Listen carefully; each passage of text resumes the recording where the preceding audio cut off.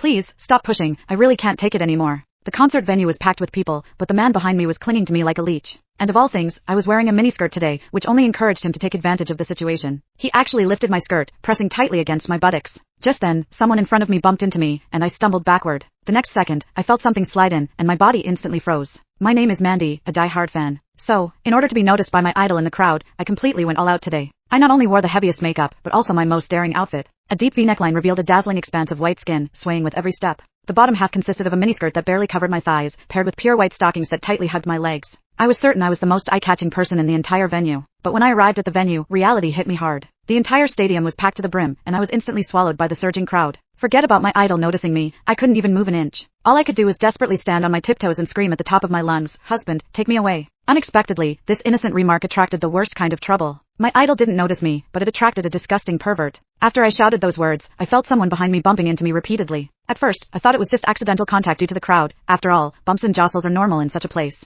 But the feeling became clearer and clearer. A hard object was repeatedly pressing against my buttocks, making me extremely uncomfortable. It was only then that I realized what had happened. I thought I had accidentally bumped into his hand, which he had placed behind him, so I quickly turned around, ready to politely apologize. I instinctively apologized, but he paused for a moment, then unexpectedly flashed a meaningful, mischievous smile. "It's all right, I'm happy to oblige." When I turned back around, pretending nothing had happened, I didn't expect him to become even more brazen, pressing himself against me. The force was more deliberate than before, so I had to force all my attention onto the idol, desperately trying to ignore the strange feeling behind me. But the man became increasingly bolder. The next second, he actually lifted my skirt and pressed himself tightly against me. Unfortunately, I was only wearing a thin strap dress that day, so my entire buttocks were completely exposed. I could clearly feel something directly touching my skin. I instinctively thought it was his finger, but then I realized something was wrong. I discovered that the warm, firm touch couldn't possibly be a finger. Instantly, my mind went blank. I had lived 20 years, and this was the first time a man had treated me like this. A wave of immense fear overwhelmed me, and every cell in my body screamed to escape. But the crowd was so dense, there wasn't a single gap. I was like a deer caught in the headlights, unable to move. I instinctively tensed my entire body, trying to resist the fear with my rigid posture. The moment my buttock muscles tightened, I inadvertently clamped down on that so-called finger, and a strange tingling sensation instantly spread through me, making my face flush. What confused me even more was that I didn't reject this feeling. In fact, deep down, a hidden sense of anticipation arose. The man behind me obviously took this as tacit consent, so he became even more audacious, repeating the action several times until the foreign sensation could no longer be ignored. I'm a sheltered college student, always following the rules, but today, at a crowded concert, I was manipulated by a complete stranger. Instantly, an indescribable feeling of humiliation surged through me. I wanted to cry out, but my throat felt like it was being squeezed by an invisible hand. I couldn't make a sound. Even worse, the force behind me pressed the thin strap tightly against my body, and a strange, sharp pain spread through my limbs, lingering stubbornly. The next second, I involuntarily let out a soft moan. The immense shame made me want to disappear on the spot, so I bit my lip hard, desperately suppressing the sound that threatened to escape, my throat aching. The deafening music and the frantic screams around me became his perfect cover.